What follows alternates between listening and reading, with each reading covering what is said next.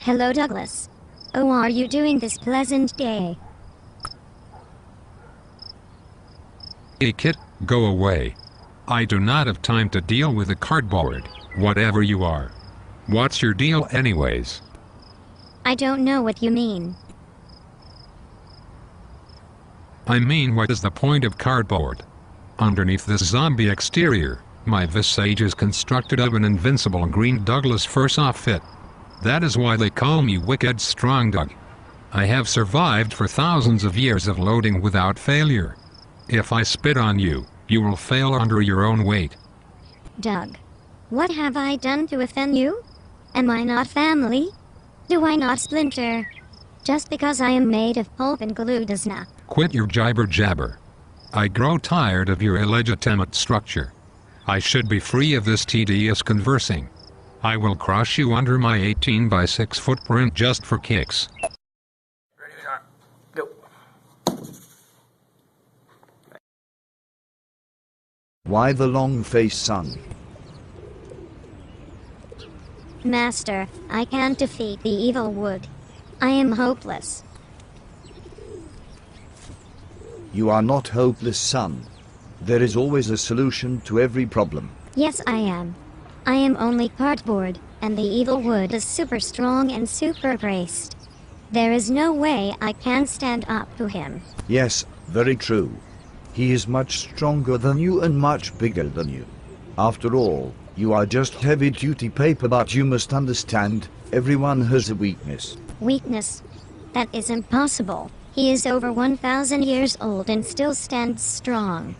He is immortal. You have a lot to learn, young apprentice. Listen carefully as I teach you the art of wood. Wood is very strong, but its properties are directionally dependent. It is strong in the direction of its fibers, but weak across its fibers. Can I not just light him on fire? You are better than that. You must follow the code of honor and defeat him with integrity. Get to know your enemy. Find where his grains go across his body, and zero in on it. I will tell you the secret of his strength. He is made up of an 18-inch joist supported by an 18-inch stringer held up by two 2x4 columns with an 11-inch clear span. All of this sits on a 2x6 platform. I admit, he is a formidable opponent, but I am confident in you, my son. So if I attack him perpendicular to his grains, I can defeat him. Precisely. Okay. Once I find his weak point, I will use a third point loading to destroy the evil wooden compression. You are now ready, my son. Just remember, he is stronger than you think. The bending stress theory will guide you to the amount of force you must apply to defeat him. You must trick Wicked Strong Doug into the Rayleigh Universal Testing Machine. According to my calculation, if we load his stringer perpendicular to his fiber, it should fail at 3.6 kips.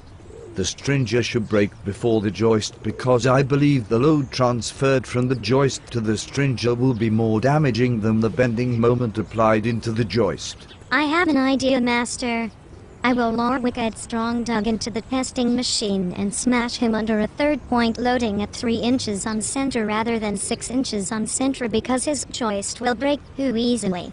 I want him to suffer.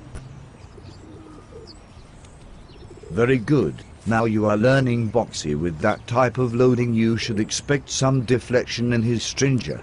And according to my mental calculations it should be 0.02. Now go and defeat that evil creature.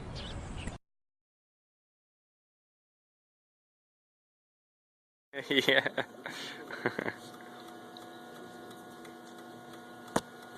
So, what's gonna crack this up with the button? 4.4. Based on what? I know, but which number? Oh, the stringer at the bottom one. The bottom horizontal. There's be so many things. Oh, wow. No. What was your prediction? 4.4.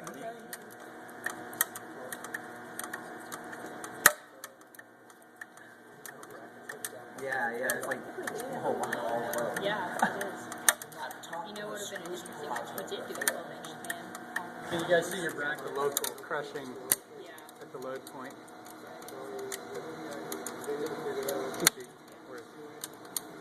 I can actually take pictures for my video. Oh, nice. Okay, I'm ready.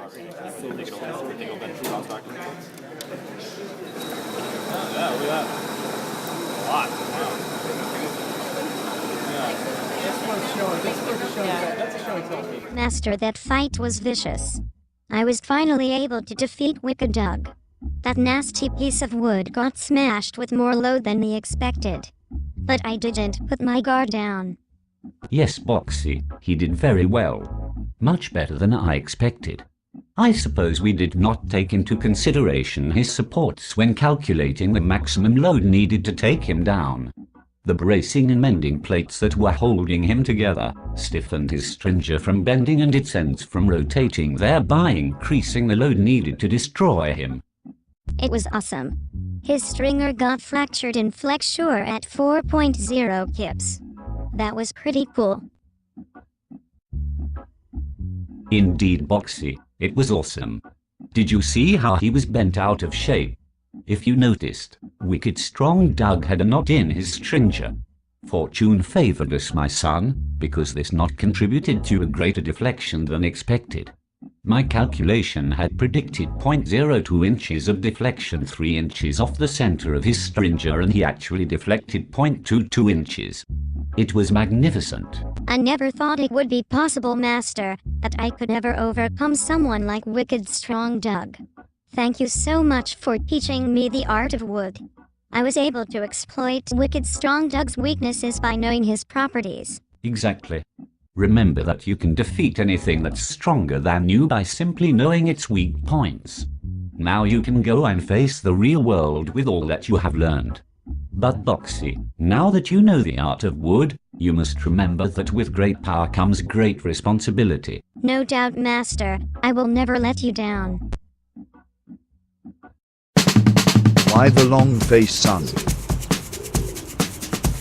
The stringer will be more damaging than the bending moment applied into the joint. Inches on center rather than 6 inches on center because his joist will break. 0.02.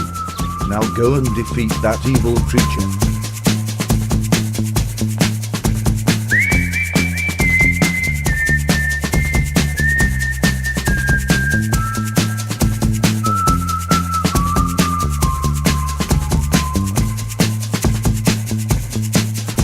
If I told you things I did before, told you how I used to be, would you go along with someone like